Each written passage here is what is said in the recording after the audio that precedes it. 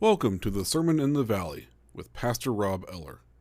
You can find us on Spotify, Google Podcasts, Amazon Music, and iHeartRadio. If you like what you hear, please subscribe to the podcast on any of those platforms and share it with your friends and family. Thank you.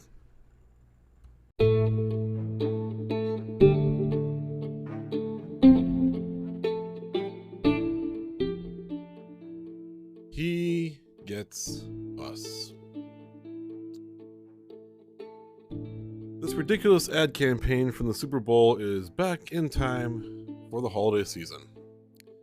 And it's just as bad as it was originally. This ad campaign is a feel-good moment that seems great on the surface. I mean, it really feels like a heartwarming commercial. You think it's great until you take a deeper dive behind the ad campaign and you find out who is really funding it. Being funded by the CEO of Hobby Lobby and other conservative groups. To the ad itself, first of all, Jesus doesn't need a rebrand because Jesus isn't a brand to begin with. This whole thing reduces our faith down from a movement centered on love and service to others to some generic brand that focuses more on us individually rather than everyone else and the people we're serving. Christianity isn't a brand that we have loyalty to like Coca-Cola or Ford or any of the other big brands out there. Jesus isn't some product that we purchase at the store like milk or toilet paper.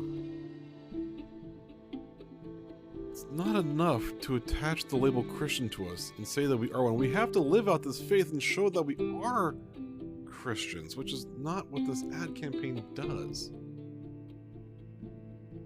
To the money being spent on it, that money is being spent on this ad campaign to bring more people to church and should instead be used on helping the people we are commanded to help by Jesus. Imagine the amount of hungry people that could be fed by the money used on this campaign. It's estimated that around $1 billion will be spent on it over the course of its time. That's between the Super Bowl, the holiday season, and any other time they decide to run the ad. $1 billion. Again, imagine the amount of hungry people that could be fed with that campaign. Imagine the amount of sick people this money could treat. Imagine how many people could be housed with this money. Imagine the kind of impact this money could have. Instead of focusing on the work we're supposed to do, they want just more butts in the pews and money in the plate at churches. And that's not the goal of the church. The goal of the church is we do our work outside of these buildings.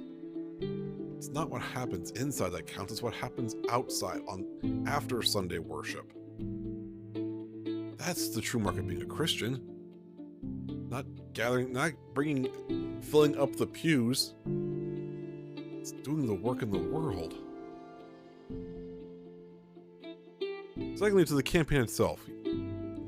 No, he gets us. Yes, Jesus does get us. Jesus understands each one of us. He understands the problems we're going through on a daily basis. He is there for the joys in our lives, and he's there for the sorrows. This whole campaign is to try to humanize Jesus. Well, we know that Jesus is fully human and fully divine, so we seem to be forgetting about the divine part of it by focusing so much on the human part. But he gets us. No, he understands what we're going through. No, Jesus celebrated with his friends and followers, but he also mourned with them, just like we celebrate and mourn. The shortest verse in the New Testament is one of the most well-known and most relatable in the Bible. John chapter 11, verse 35. Jesus wept. That comes from the point in John's gospel where his best friend Lazarus had died, and Jesus goes to the tomb. Jesus never not got us. He has always understood us, but this campaign seems to imply that at some point in time, Jesus didn't get us. What? Jesus has always gotten us. He gets us. But here's the thing. We don't seem to get him. As I said in my last episode for my sermon, I have friends who aren't Christians. Friends who are atheists and agnostics that have a better understanding of what it means to be a Christian than the people behind this ad campaign. You see, the people who are funding these ads are the antithesis of what it means to be a Christian. They seek to exclude and harm people just because they're different from them. They love differently. They believe differently. Those atheists and agnostic friends of mine, they know that we are to treat everyone how we want to be treated. They know that they are to love everyone the same and to let others live how they want to. And that those who don't have enough need our love and support to survive. They see through the ruse of these people using their faith as a means to gaining political power and controlling how others live their lives. It's not the church that needs a rebranding. It's not Jesus that needs a rebranding. It's us Christians.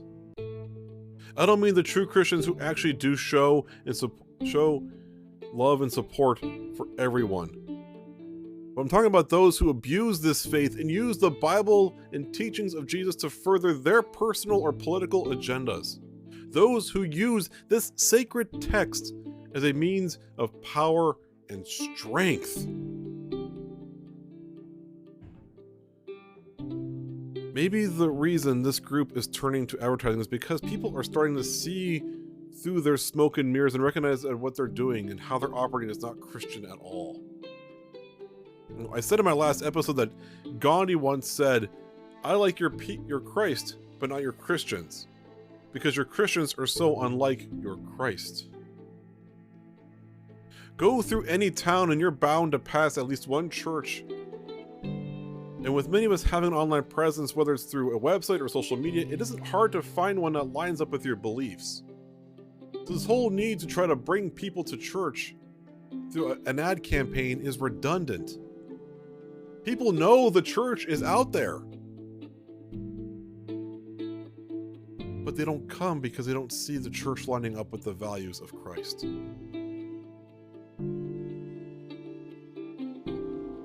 He gets us. Of course, Jesus gets us. Was there ever any doubt that he did? It twists and reduces our faith to a catchy slogan that's supposed to make us feel good. What ends up happening, though, is that we get sucked in and made to believe that while he gets us, we need to change to be accepted. It puts all this focus on the individual rather than the collective. It forces us to conform to whatever the ideology of the group is. Instead, we need to get Jesus because clearly we don't. We need to love like he did and serve like he did to anyone and everyone, especially the outcast and the forgotten. When was the last time you went out of your way to help someone? Not so that they would leave you alone, but because you felt you needed to. When was the last time you gave of your resources, especially financially? Not out of a sense of obligation, but because you felt it was the right thing to do. When was the last time you encountered someone who was different from you? Whether they looked different from you, came from another country, had a different belief, whether that was religious or political. Or maybe they loved differently than you do. And instead of focusing solely on those differences, you thought, what a lovely person. If the answer has been, well, not for a while, for any of those questions, then it's not Jesus who needs to get you, but you who needs to get Jesus. The backers of this ad campaign say they want to change the perception of Jesus in the church. They're asking, how did the world's greatest love story become known as a hate group? Well, maybe it's because of the way conservative Christians act and treat other people. Maybe it's because it's become known as a hate group because these people use the Bible and teachings of Jesus to put others down, to discriminate against them, to make them less than, instead of welcoming them and embracing them for who they are. Singer and rapper Jason Bradley DeFord, who goes by the stage name Jelly Roll, recently said this about the church. Jesus and the church is going to die again if they don't find a way to portray him the way he was historically known to be. Y'all have Americanized Jesus and used him as a way of not only propaganda, but you've weaponized God. That was the opposite of who Jesus was. The same people that you're criticizing and going against are the only people that Jesus had a relationship with in the Bible. And Snoop Dogg, every conservative Christian's favorite person to villainize, because of his songs and his lifestyle, had this to say about the church. The first thing the church can do better is not be so judgmental. Open your arms, open them up for the worst sinner. I don't care what he done, let him in. And when you lose that, that's half the battle, because now you're doing God's work. You're not judging somebody. You're allowing them to come get their spirit right and repent and to testify. And to try to find their way and maybe come to the altar and get born again. But don't close them out before they come in because of what they've been doing out there. Snoop Dogg and Jelly Roll both get it. They both understand Jesus. If Jesus were to return today and was looking for 12 disciples, I have a feeling they would be closer to the top of the list than the people behind the He Gets Us campaign. Because they understand what it means to be a Christian, even if they don't identify as such anymore.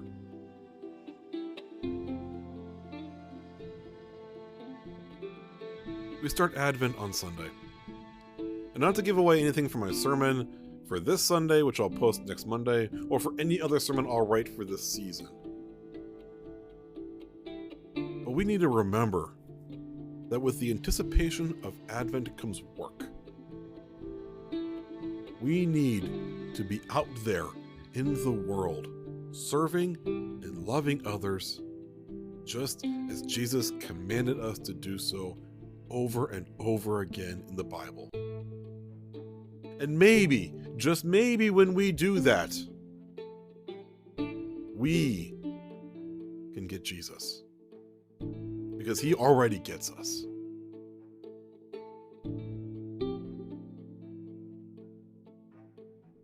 As always, thank you for tuning in and listening. If you like what you hear, subscribe to the podcast. We're on multiple platforms. Please share this with your friends and family for anyone who needs to hear the good news. The Sermon in the Valley is written and produced at the Patrick Stevens Broadcast Studio in the heart of the Tuscarawas Valley in Ohio. God's peace be with each and every single one of you. Have a blessed